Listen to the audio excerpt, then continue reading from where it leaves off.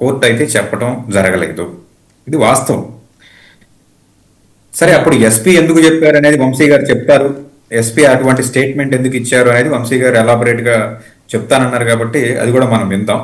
మరి పత్రికలు సహజంగా అందులోనూ మేజర్ పోర్షన్ ఏదైతే హోల్డ్ చేస్తున్నాయో అటువంటి పత్రికలు చంపిన వాళ్ళు, చనిపోయిన వాళ్ళు ఇద్దరు తెలుగుదేశం పార్టీకి సంబంధించినటువంటి కార్యకర్తలు, నాయకులు అని చెప్పేసి రాయడం అనేది ఇక్కడ చాలా అత్యంత హాస్యాస్పదం అవుతుంది. పిన్నెల్లి రామకృష్ణారెడ్డి బ్రదర్స్ ఎవరైతే ఉన్నారో, సోదరులు ఇద్దరు ఈ హత్యలో కుట్రదారులుగా ఉన్నారు అంటే ఆ పేపర్లు ఎందుకు పనికిరాని పేపర్లు అయ్యేటువంటి పరిస్థితి అయితే ఉంటుంది.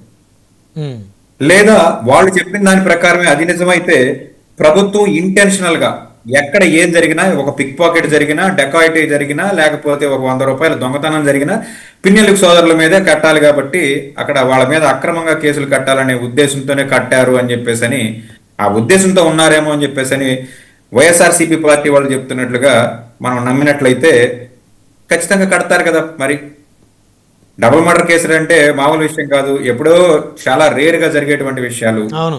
ఇటువంటి విషయాల్లో పిన్నెల్లి సోదరులను ఇరికించామనుకోండి, వాళ్ళ మీద ఒక మర్డర్ కేసు ఇద్దరి మీద రిజిస్టర్ చేసినట్టు ఉంటుంది. కాబట్టి వాళ్ళకి చేతనైనంత చక్కగా దాన్ని కథని నేరేట్ చేసి ఇచ్చారు. దాన్ని సుప్రీంకోర్టు కూడా నమ్మేసి, హైకోర్టు నమ్మేసి ధృవీకరించేసిందని చెప్పేసి చెప్పడం చాలా అత్యంత హాస్యాస్పదం.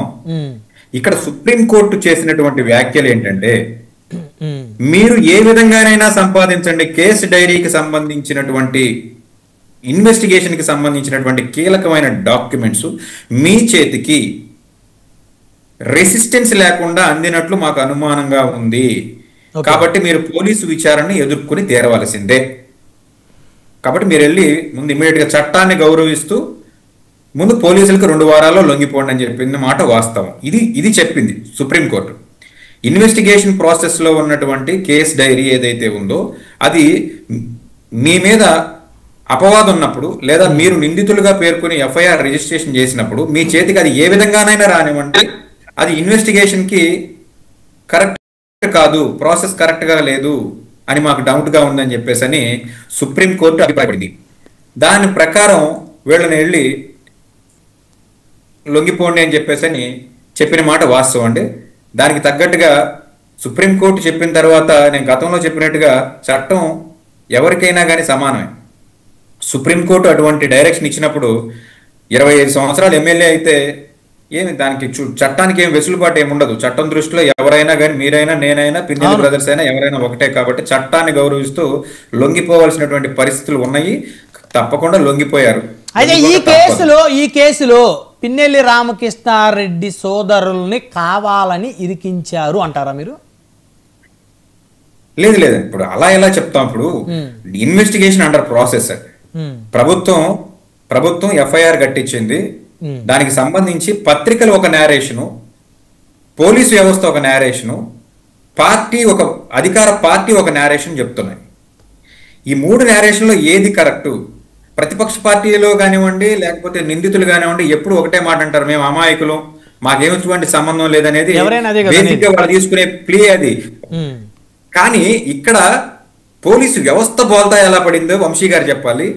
పత్రికలు సాలిడ్ గా ప్రభుత్వం నుంచి కాంకరెంట్ ఇన్ఫర్మేషన్ ఉండేటువంటి పత్రికలు, సిఐడి దర్యాప్తులో నిందితులు ఏమి చెప్పారో కోర్టుకు రాకముందే తెల్లవారుజామున పేపర్ ప్రింట్ చేసేటువంటి సిద్ధహస్తులైనటువంటి పత్రికలు, ఈ రాష్ట్రంలో ఏం జరుగుతుందో చీమ చిటుక్కుమన్నా ప్రింట్ చేసే ప్రింట్ మీడియా వ్యవస్థలు వీళ్ళు ఎలాగా పప్పులో కాలేశారు అనేది ఇక్కడ చాలా ఆశ్చర్యగొలిపేటువంటి ఒక విషయం.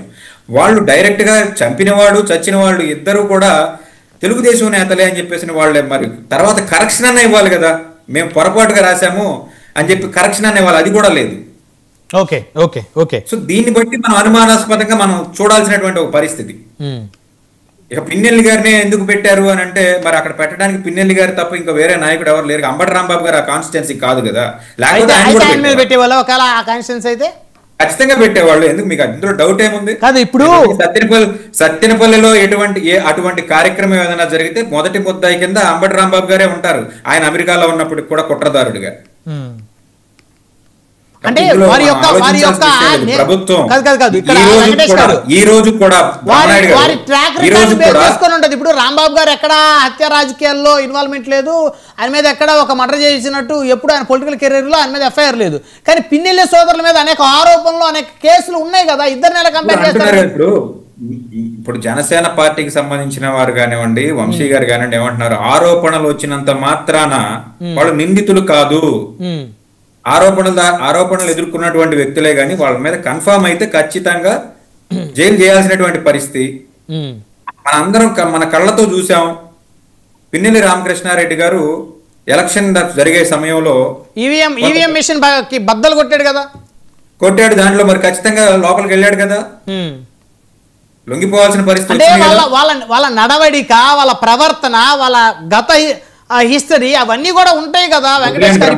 ఇప్పుడు ఏమిటి ఒక విషయం, ఒక దొంగతనం జరిగితే పోలీసుల ముందు గుళ్ళో పూజారి దగ్గరికి వెళ్ళరు. ఆ ఏరియాలో దొంగలు ఎవరు, ఆ ఏరియాలో గతంలో ఆరోపణలు ఎదుర్కొన్న వాళ్ళు ఎవరు, గతంలో ఎవరున్నారు, ఆ ట్రాక్ రికార్డ్ బేస్ చేసుకొని కదా విచారణ చేసేది. ఎస్ మీరు చెప్పింది అక్షరాల నిజం. ఆ ట్రాక్ రికార్డ్ ని బేస్ చేసుకునే కదా ఎస్పీ గారు చచ్చినోడు చంపినోడు ఇద్దరు తెలుగుదేశం పార్టీకి సంబంధించిన వాళ్ళు అని చెప్పింది.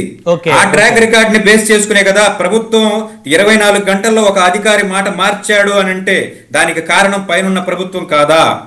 ఇది క్వశ్చన్. ట్రాక్ రికార్డ్ ని బేస్ చేసుకునే మాట్లాడేటువంటి పరిస్థితి కానిస్టేబుల్ కాదు మాట్లాడింది, మనం కాకతాళీయంగా చాకచక్యంగా మాట్లాడేదని కూడా ఎస్పీ అంటే ఒక జిల్లాకి హెడ్,